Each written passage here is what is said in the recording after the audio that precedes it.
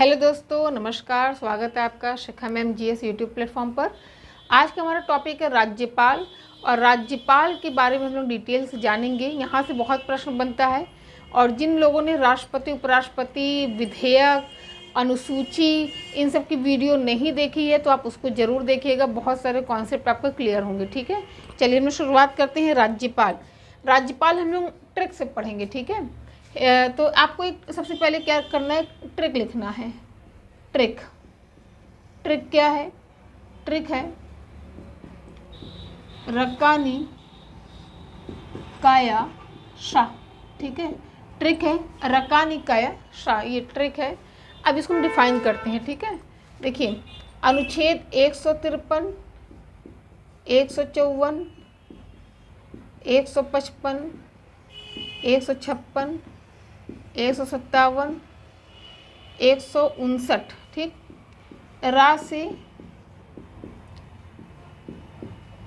राज्यपाल का पद, का से कार्यपालिका प्रधान, नी से नियुक्ति, का से कार्यकाल, या से योग्यता, और शा से शपथ। ठीक है, नोट कर लीजिए। देखिए, आपको कुछ नहीं करना, सबसे पहले आप ट्रिक याद कर लीजिए। ट्रिक है ना, ट्रिक क्या है? रकानी काया शा। अनुच्छेद 153 से लेके 159 तक लगातार है, बीच में कोई एक गैपिंग है 158 की।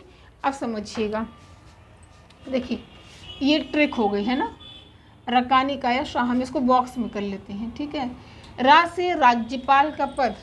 अनुच्छेद 153 कहता है, अनुच्छेद 153 कहता है कि राज्य में एक राज्यपाल होगा, और राज्यपाल के पद के बारे में संविधान के अनुच्छेद 153 में बताया गया है। ठीक है, अनुच्छेद 154 कहता है कि राज्य की कार्यपालिका का प्रधान कौन होता है।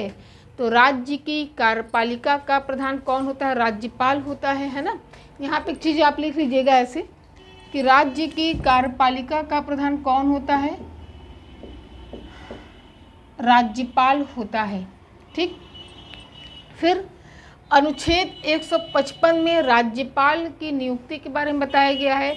राज्यपाल की नियुक्ति कौन करते हैं? तो राज्यपाल की नियुक्ति भारत के राष्ट्रपति के द्वारा की जाती है। किसके द्वारा की जाती है? राष्ट्रपति के द्वारा की जाती है। ठीक है, अब प्रश्न आता है कि राज्यपाल का कार्यकाल कितना होता है। तो राज्यपाल राष्ट्रपति के प्रसाद पर्यंत तक, कितना? राष्ट्रपति के प्रसाद पर्यंत तक अपने पद पर रहते हैं। प्रसाद पर्यंत आपके मन में आ रहा होगा कि ये होता क्या है। प्रसाद पर्यंत का मतलब होता है कि जब तक राष्ट्रपति की इच्छा होगी तब तक, है ना। जब तक राष्ट्रपति की इच्छा होगी तब तक। अगर मान लीजिए कि प्रसाद पर्यंत नहीं है तो ऐसी स्थिति में आप 5 वर्ष टिक करेंगे। ठीक है, समझिए। योग्यता, राज्यपाल बनने की क्या योग्यता होनी चाहिए? तो थोड़ा यहाँ पे लिख लीजिए आप, भारत का नागरिक हो, भारत का नागरिक हो, पहला। ठीक है, दूसरा, किसी भी लाभ के पद पर ना हो। ठीक, तीसरा, कम से कम 35 वर्ष की आयु पूरी कर चुका हो। 35 वर्ष की आयु पूरी कर चुका हो। ठीक है, अब देखिए, आप इसको, हम बोल रहे हैं, आप इसको लिखिए। ठीक है, अनुच्छेद 152 में, अनुच्छेद 153 में कहा गया है कि राज्य का एक राज्यपाल होगा, और राज्यपाल के पद के बारे में संविधान के अनुच्छेद 153 में बताया गया है। अनुच्छेद 154 कहता है कि राज्य की कार्यपालिका का प्रमुख कौन होता है। तो भाई राज्य की कार्यपालिका का प्रधान कौन होता है? राज्यपाल होता है। ठीक है। अनुच्छेद 155 में राज्यपाल की नियुक्ति के बारे में बताया गया है। मोस्ट इम्पॉर्टेंट है, सीटेट में भी यहाँ से प्रश्न आया है ना, पीसीएस में भी आया हुआ है, लेखपाल वगैरह में भी आया है कि राज्यपाल की नियुक्ति किसके द्वारा की जाती है। कल का जो टॉपिक होगा वो नियुक्ति और त्यागपत्र और शपथ, जितने भी प्रमुख पदाधिकारी हैं उनकी नियुक्ति, त्यागपत्र, शपथ पर हम लोग चर्चा करेंगे। ठीक है।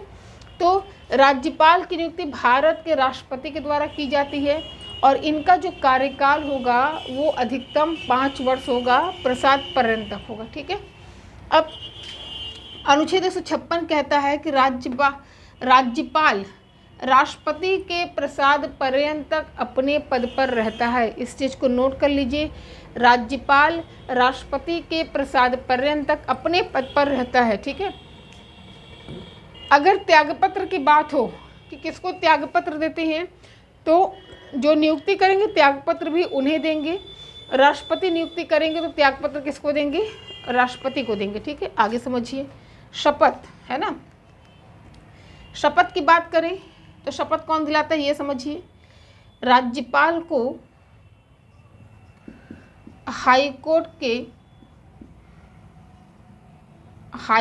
के मुख्य न्यायाधीश तथा उनकी अनुपस्थिति में सबसे वरिष्ठ न्यायाधीश शपथ दिलाते हैं। ठीक है। अगर प्रश्न आए कि राज्यपाल को शपथ कौन दिलाते हैं, तो राज्यपाल को शपथ कौन दिलाते हैं? हाईकोर्ट के मुख्य न्यायाधीश। ठीक है। हाईकोर्ट के मुख्य न्यायाधीश, अगर मान लीजिए कि मुख्य न्यायाधीश एब्सेंट हैं तो जो भी वरिष्ठ न्यायाधीश होंगे, कौन? जो भी वरिष्ठ न्यायाधीश होंगे वही शपथ दिलाएंगे। वरिष्ठ मतलब जो अनुभवी हो। होता क्या है कि हाईकोर्ट में कई सारे न्यायाधीश होते हैं ना, एक नहीं कई सारे होते हैं, तो जो वरिष्ठ होंगे वो शपथ दिलाएंगे। ठीक।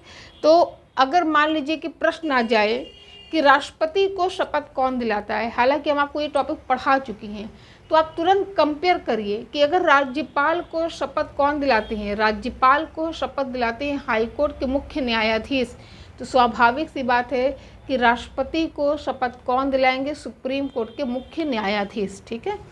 अब यहाँ तक हम लोगों ने शपथ तक पढ़ लिया है ना।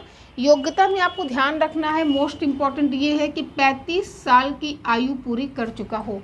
आपको बता दें, राष्ट्रपति बनना है, उपराष्ट्रपति बनना है, राज्यपाल बनना है, न्यूनतम आयु 35 साल पूरी कर चुका हो। ठीक है।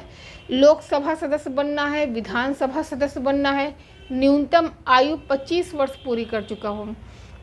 विधान परिषद का सदस्य बनना है, राज्यसभा का सदस्य बनना है, तो कम से कम 30 साल की आयु पूरी कर चुका हो। बाकी निर्वाचन आयुक्त बनना है, वित्त आयोग के अध्यक्ष बनना है ना, सीएजी बनना है, तो इन लोगों की पदमुक्ति की आयु तय है 65 साल, लेकिन बनने की कोई भी आयु का निर्धारण नहीं है। ठीक। आगे समझिए, यहाँ तक हो गया ना। अब आगे समझिए, ट्रिक क्या है? रक्कानी काया शाह, है ना। अब एक पॉइंट और लिखेंगे,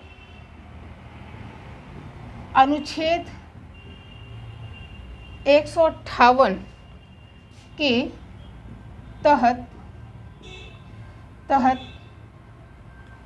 राज्यपाल के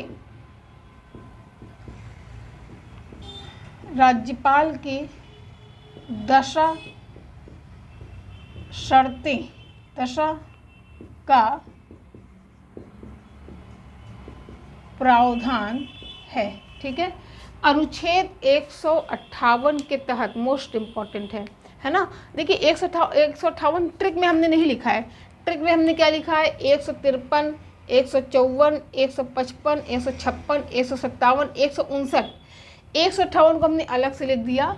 158 में राज्यपाल पद की शर्तें हैं। कहा गया है कि जो राज्यपाल है ना, जो राज्यपाल है उन्हें कोई भी अतिरिक्त कार्यभार नहीं सौंपा जाएगा। ठीक है, जैसे होता क्या है कि आप सुनते हैं कि प्रधानमंत्री के पास प्रधानमंत्री के अलावा अन्य कई सारे डिपार्टमेंट होते हैं, लेकिन राज्यपाल के पास केवल राज्यपाल का ही पद होगा, राष्ट्रपति के पास केवल राष्ट्रपति का ही पद होगा, अतिरिक्त कोई भी डिपार्टमेंट नहीं होगा। ठीक, अब आगे समझ लीजिए। अगली हेडिंग आपको डालना है अध्यादेश जारी करना, अनुच्छेद 213। अब अध्यादेश जारी करने का मतलब क्या होता है, ध्यान समझिएगा, है ना। जब दोनों सदन में सत्र न चल रहा हो तो राज्यपाल अध्यादेश जारी करते हैं। यह 6 सप्ताह तक मान्य होगा। ठीक है, समझिएगा। अध्यादेश याद रखिएगा, अनुच्छेद बहुत इंपॉर्टेंट है। राष्ट्रपति को भी अधिकार है अध्यादेश जारी करने का। राष्ट्रपति के लिए अनुच्छेद 123 होगा और राज्यपाल के लिए अनुच्छेद 213 होगा। ठीक है, राष्ट्रपति के लिए अनुच्छेद 123, राज्यपाल के लिए अनुच्छेद 213। मान लीजिए ये अध्यादेश क्या होता है, अध्यादेश का मतलब होता है आदेश देना। अब समझिएगा, मान लीजिए कि यूपी में कोई ऐसा मुद्दा जो जनता के हित का हो और उस पर कानून बनाना बहुत ज़रूरी हो जाए, है ना। मान लीजिए महंगाई का मुद्दा, बेरोजगारी का मुद्दा, कोई भी मुद्दा हो, उस पर कानून बनाना बहुत ज़रूरी हो जाए, तो ऐसी स्थिति में जब दोनों सदन का मतलब होता है विधानसभा, विधान परिषद, जब दोनों सदन में सत्र ना चल रहा हो, सत्र माने क्या होता है, तो आप कहेंगे बैठक होता है ना। जब दोनों सदन में सत्र ना चल रहा हो तो भैया ऐसी स्थिति में राज्यपाल महोदय अध्यादेश जारी करेंगे। मान लीजिए हम राज्यपाल हैं, आप सब हमारे सदन के मेंबर्स हैं, हमने आपको आदेश दिया कि फलाने मुद्दे पे आपको कानून बनाना है ना। तो आप क्या करेंगे, 6 सप्ताह के अंदर उस पर कानून बनाएंगे। 6 सप्ताह के भीतर कानून बनाना बहुत ज़रूरी है ना। अगर 6 सप्ताह के भीतर सदन के लोग कानून नहीं बनाते तो अध्यादेश का प्रभाव खत्म हो जाएगा। समझ रहे हैं ना। तो देखिए, पहले आपको ट्रिक लिखना है रकानी कायशा। ठीक है, स्क्रीनशॉट ले लीजिए, नोट कर लीजिए, बहुत इंपॉर्टेंट टॉपिक है। रा से राज्यपाल का पद, का से कार्यपालिका प्रधान, नी से नियुक्ति, का से कार्यकाल, किसके प्रसाद पर्यंत, राष्ट्रपति के प्रसाद पर्यंत, है ना। योग्यता में आपको जो याद रखना है मोस्ट इम्पॉर्टेंट, आयु 35 साल की आयु पूरी कर चुका हो। शपथ हाईकोर्ट के मुख्य न्यायाधीश, अगर वो नहीं है तो जो अनुभवी होंगे, जो वरिष्ठ होंगे, यहाँ पे आयु का कोई मैटर नहीं है, जो वरिष्ठ होंगे वो शपथ दिलाएंगे। 158 में राज्यपाल पद के शर्तें हैं, कहा गया है कि राज्यपाल को कोई भी अतिरिक्त कार्यभार नहीं सौंपा जाएगा। अध्यादेश जब सत्र ना चल रहा हो, जरूरी मुद्दा, तो उस पर कानून बनाया जा सकता है। क्लियर हुआ। अब एक अधिकार इनके और हैं, वो भी आप समझ लीजिए, हम यहाँ पे लिख देते हैं। ठीक है,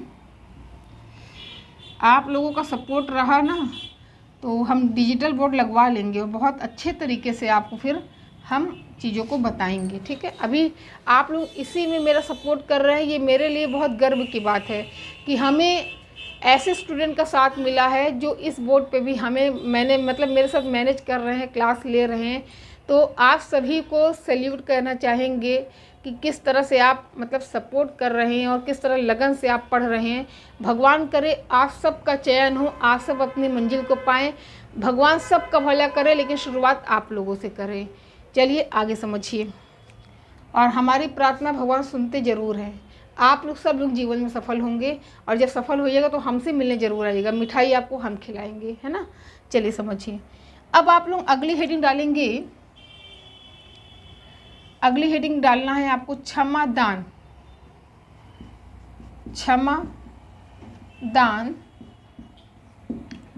अनुच्छेद 161।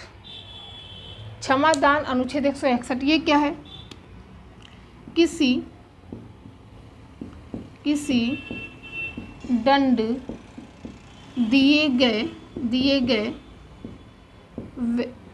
ब्लैक से लिखते हैं ना, ज़्यादा दिखेगा अच्छे से। चलिए ट्रिक याद कर लीजिएगा, रकानी काया शाह। ठीक, अब देखिए, किसी दंड दिए गए व्यक्ति को राज्यपाल क्षमा कर सकता है। ठीक है, परंतु फांसी की सजा को माफ करने का अधिकार राज्यपाल को नहीं होता। ठीक है, एक चीज़ समझिएगा, अनुच्छेद 72 के तहत भारत के राष्ट्रपति को क्षमा करने का पावर होता है। क्षमा करने का पावर का ये मतलब बिल्कुल नहीं होगा कि पूरी तरह से क्षमा कर देना, मतलब सज़ा को कम कर देना। ठीक उसी प्रकार राज्यपाल को भी क्षमा करने का अधिकार दिया गया है अनुच्छेद 161 के द्वारा। कौन सा अनुच्छेद होगा? अनुच्छेद 161 के द्वारा राज्यपाल को भी क्षमा करने का पावर दिया गया है। कहा गया कि किसी व्यक्ति को दंड दिया गया है तो उस व्यक्ति को राज्यपाल क्षमा कर सकता है, परंतु फांसी की सज़ा को माफ़ करने का अधिकार राज्यपाल को कभी नहीं होगा। ठीक है, तो इस चीज़ को नोट कर लीजिएगा। चलिए नोट कर लीजिए, एक बार स्क्रीनशॉट ले लीजिए। ठीक है, पूरा स्क्रीनशॉट ले लीजिए, जितना हम पढ़ा दे रहे हैं उससे ज़्यादा नहीं आना है, ये बात मान लीजिए, हम बार बार ये बात कह रहे हैं ना। तो चलिए, कुछ व्यस्तता थी हमारी जिस कारण हम करंट की क्लास सुबह नहीं ले पाए, और इस हफ्ते हम ले भी नहीं पाएंगे, बहुत ज़्यादा व्यस्तता चल रही है, कुछ ज़रूरी काम करवा रहे हैं, है ना।